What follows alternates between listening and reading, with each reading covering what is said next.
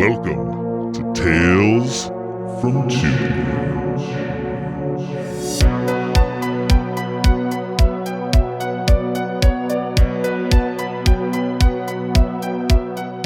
Hey Tubi friends!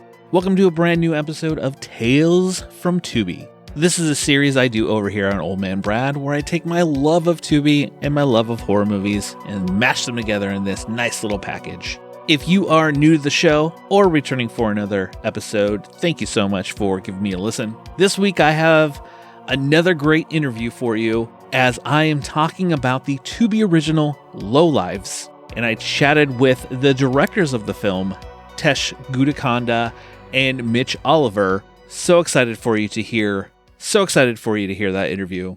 Before we jump into all things Lowlifes, just want to tell you to come out to the Esquire Theater here in Cincinnati on the third Friday of the month. I host a horror screening on that Friday, and for May, we are going to watch Last Night at Terrace Lanes. So excited to screen this movie. I find this bowling slasher just so much fun. May 17th, 10 p.m., come to the Esquire. Let's watch a movie together. All right, it's time. Let's move into Lowlifes. It's time for this evening's entertainment.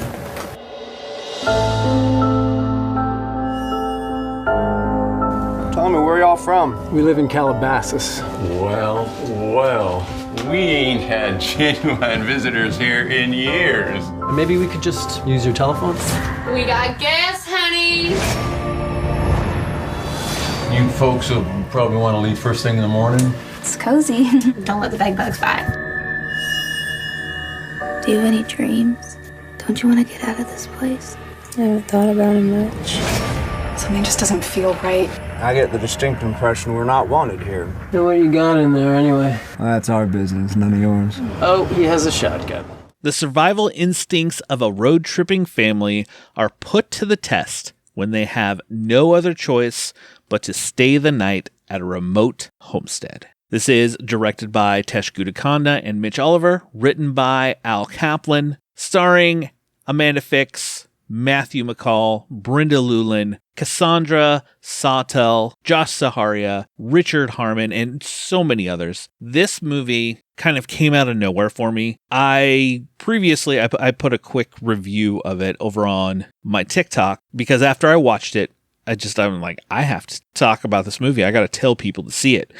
So I just kind of came across this, scrolling Tubi one day. I was like, ooh, a new Tubi Original Lowlifes. And Tubi Originals can be very hit and miss. So I was like, you know what? I'll give this a chance. Let's just throw it on. If anything, it's just a nice little background movie or whatever. It hooked me in. You hear the synopsis of it where it's talking about a family road trip. They have to stay at a remote homestead. If you watch the trailer, you'd be like, okay, this is all cliched setup of, how many backwoods movies have I seen with this same concept? It takes that concept. It still has a lot of familiar beats to it, but it kind of flips it on its head, does a few things differently here and there. I love the movie and would tell everybody, go check out Lowlifes on Tubi. I feel like recently the Tubi Originals have gotten a lot more solid, like Lowlifes. I've talked about Slay before. Absolutely love that movie. There's been some other strong ones like Festival of the Living Dead. Had a blast with that movie. There's another one that came out last year. I just recently watched it called Baby Blue that is really good. So the Tubi Original, they've had a solid, run, at least for me, for the ones I've been watching recently. After Lowlifes, I'm excited for even more Tubi Originals come out. Can't wait to see what they kind of have for us more in the future. But yeah, go watch Lowlifes. So enough of me just kind of rambling on. Let's move into my interview with Tesh and Mitch, talking all things Lowlifes, and I will talk to you on the other side. Hey everybody, my two guests today. You've heard me talk about this movie on Tubi. You know I'm a big Tubi fan, talking about Lowlifes. I have the chance here. I'm so excited to be talking to the directors of the film, Mitch Oliver and Tesh Guttikonda. How are you both doing tonight? Amazing. Yeah, doing great. Thanks for having us, man. tell me a little bit about how you both got involved with the film. Yeah, just basically, Tesh and I were working in the same production office out in Vancouver here, and we just became buds. I instantly, as soon as we met, something just clicked in us, and I found out he was the co-writer and producer of a movie called Influencer that came out last year. I was very, very excited to see that movie, and then, it came out and it was awesome. Tesh and I just kind of established a friendship from there. The production office was looking for directors to take on this movie for Tubi. I was kind of, helping them out, trying to find directors, and they just didn't seem to be finding what they were looking for. And then when they really discussed with us what they were looking for, they pretty much just exactly described Tesh and myself. And that's, horror fans who have done a couple short films, who are eager and hungry and really want to do something fun and bring a vision to the film. And when we got the script, Tesh and I were sitting side by side and just going through it, we saw all the potential in there. And it specifically really, Tesh even mentioned it to the producers that it kind of speaks to me a lot in the sense that I'm a huge horror fan in general. But when this thing came across, I was like, oh, it's a riff on the Texas Chainsaw Massacre. And that's one of my favorite movies of all time. And even ongoing joke, I was referring to it as the Tubi Chainsaw Massacre for the first little bit. But yeah, we just basically teamed up and we applied for the job and we got it. And then we just hit the ground running. For both of you, this is your first feature film. You've both previously worked on short films before this, correct? Yeah. First for me, Tesh's, yeah, I guess. Yeah. Okay. Tesh's produced. How is it transitioning from doing more shorts and even producing, being on that side of the fence, to moving to, hey, we're co-directing a feature film together? I mean, honestly, for me, it's I've AD'd, I've produced, so I've been kind of around the horror space for quite a bit.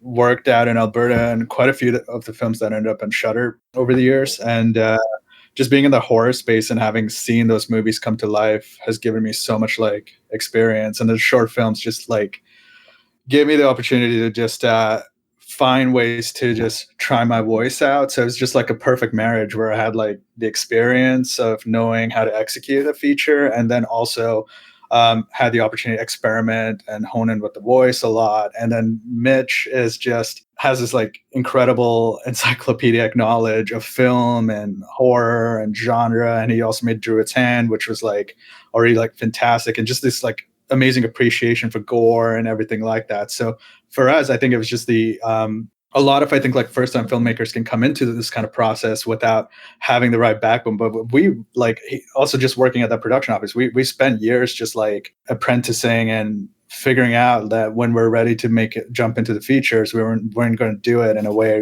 we didn't know how to execute and pull it off. So it was great for us to just get the keys and to just hit the ground running, like Mitch said. Now, you mentioned, Mitch, you were calling it the Tubi Chainsaw Massacre. Did you find a challenge in this script of I don't want to make it, we don't want to make it too much like that, but there is a lot of that story that will lean that way. I mean, you have the families out in the woods and all these cliches, but it's a little bit different. I'm not going to give anything away because I want people to see it, but did you find a challenge in that? Yeah, I think that challenge was the most exciting thing about it, because while I am just a massive horror fan, and specifically the Texas Chainsaw Massacre, the last thing I want to do is just, rip off the great horror movies. And, you got to show your respect to your elders. And, Texas Chainsaw Massacre is it's the granddaddy. And I saw there were so many places it was really important for me as not only a filmmaker, but as a fan of horror, to treat the audience with some respect. And I think, a lot of people are going into this movie and they think it's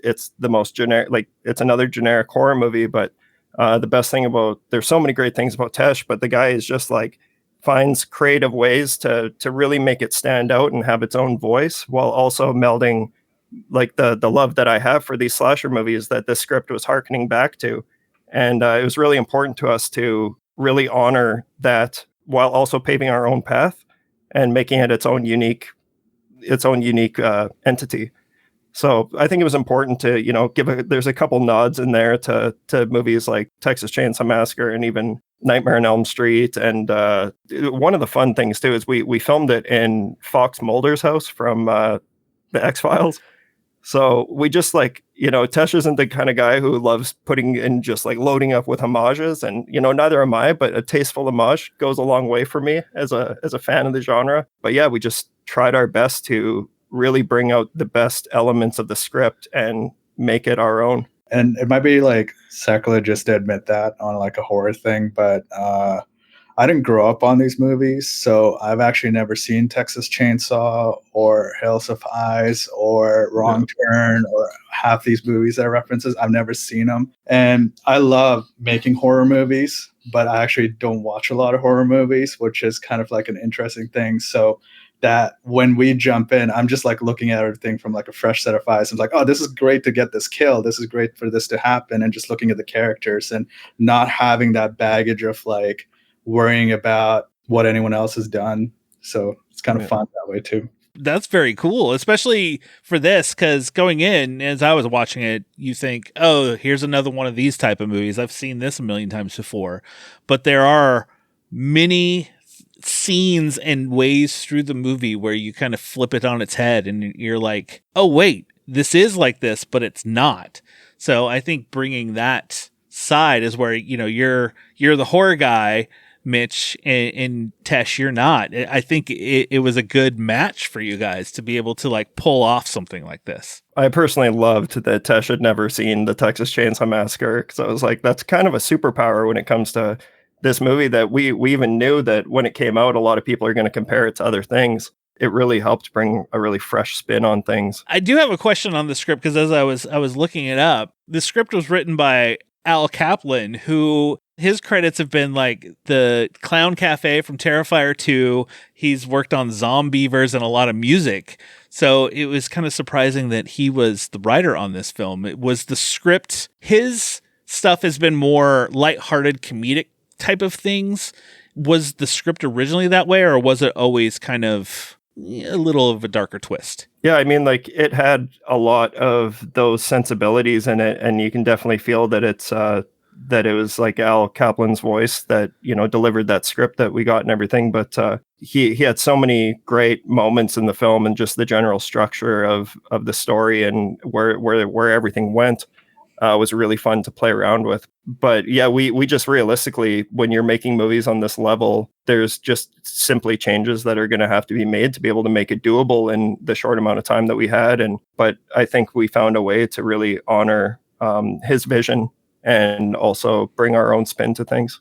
The best part about, I think, like adapting a script is we get so much of an opportunity to really find those moments through atmosphere and tone to kind of play around with it. And I think it's such a joy to like execute, because it's one of those things where I think like you can give that kind of script to anybody else and you can get many different movies. And I think especially with Tubi, like they could have gone to so many people, but we are such a big fan of movies like when I think like when we got it, it's like we were referencing movies like Green Room and other things, but the script is like, everyone else was expecting this like B movie, campy, comedic thing, but we just kind of like kept playing with tone and everything else like that. And we had such a wonderful cast by the time we got to them that it was so easy to just give them the keys to like improv and try things and also just like make the characters their own.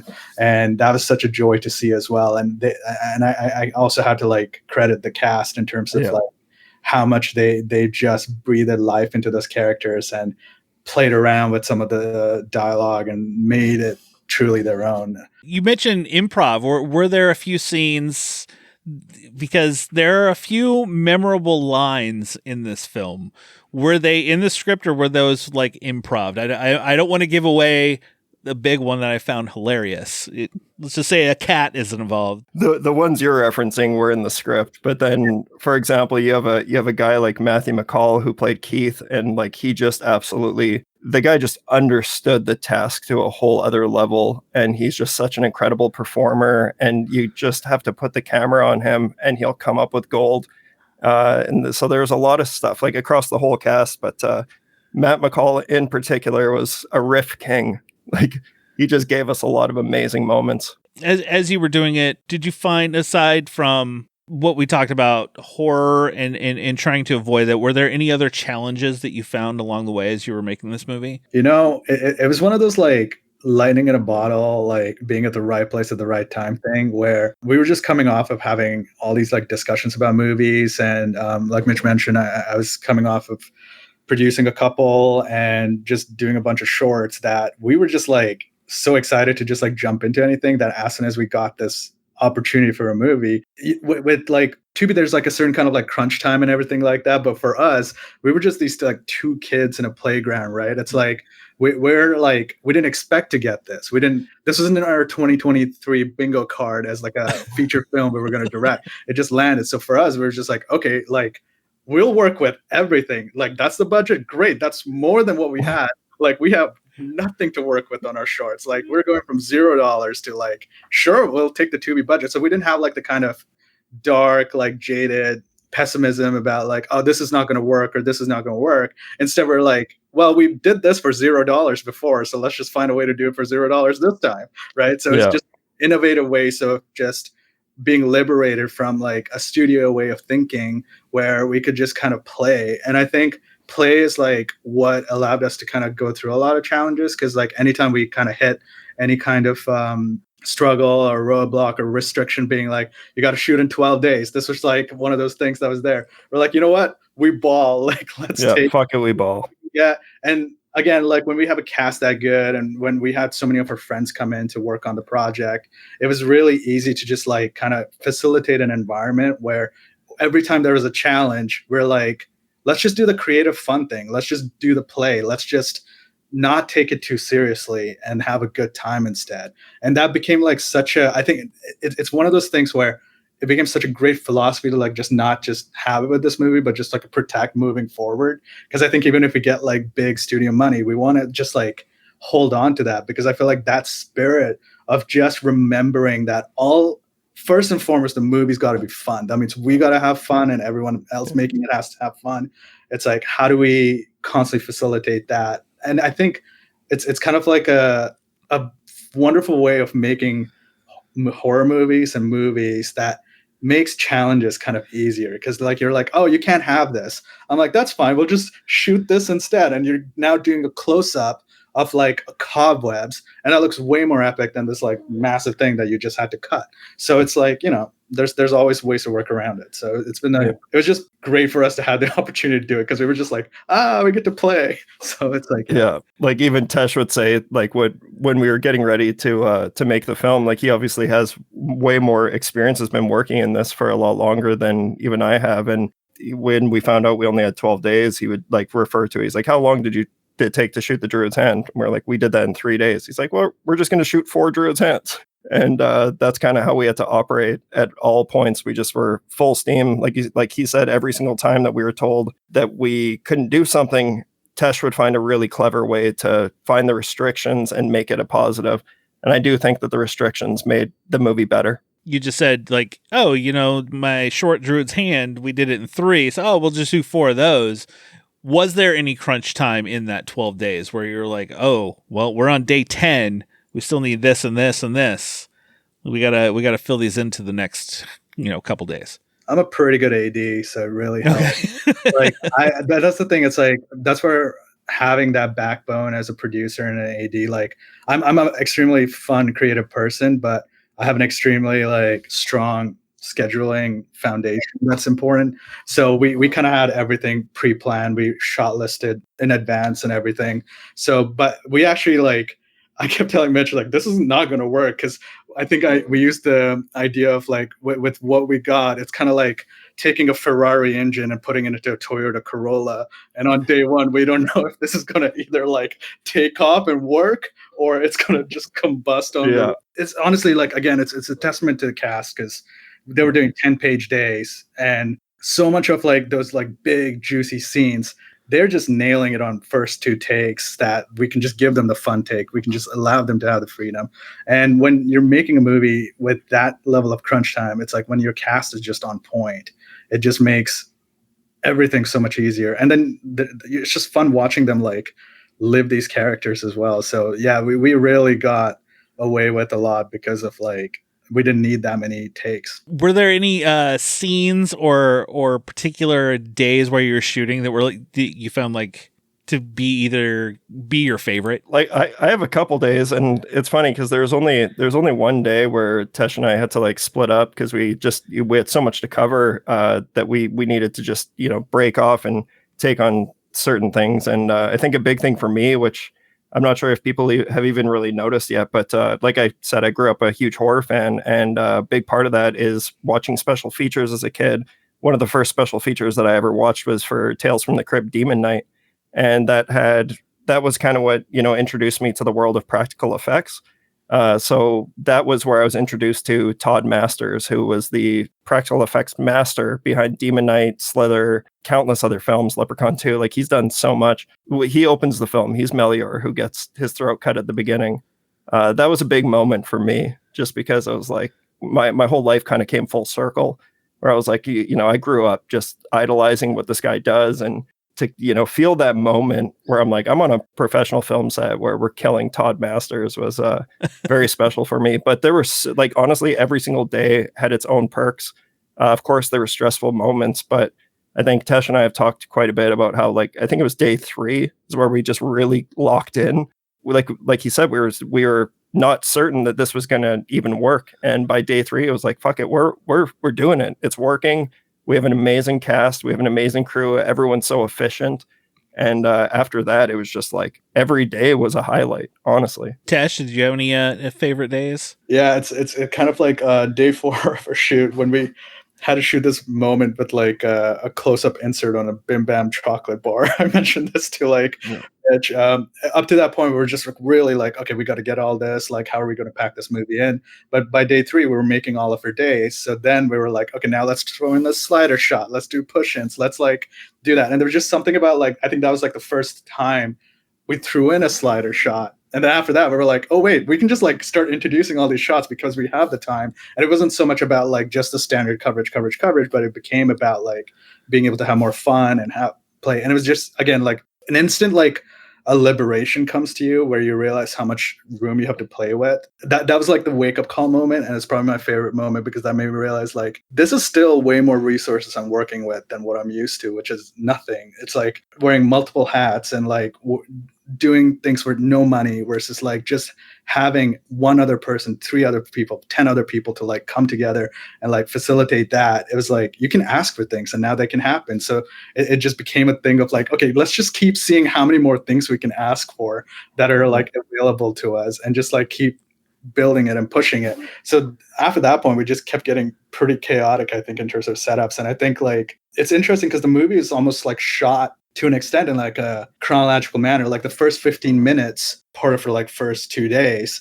But then like as the movie progresses, we get into like shooting some of the more interior stuff. So I think like there is a confidence that builds through the pace of the film as well, that kind of like matches, I think, like how we were getting used to what we can throw in. And I think like the funnest parts about the film for us, like the middle sections and like the place in the film where I think like you found where it starts to like turn those twists and really subvert stuff, is where we got to like really start to get creative. And yeah, every day was a joy after that, I think.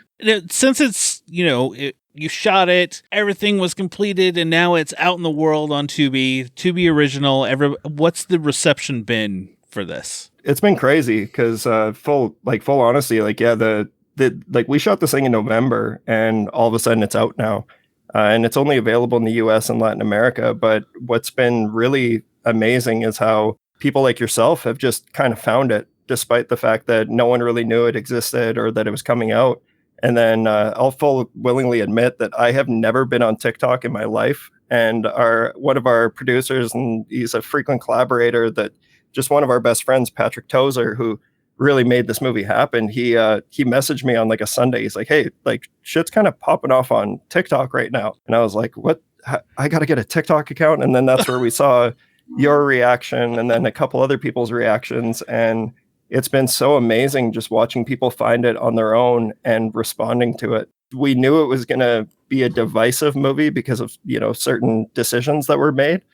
But at the end of the day, like overall, it's been so heartwarming for me to see people reacting the way that I always want to react as a genre fan, being surprised and, taken aback by what our cast and crew did. Yeah, we just wanted to have so much fun with it and have people watching it have fun with it.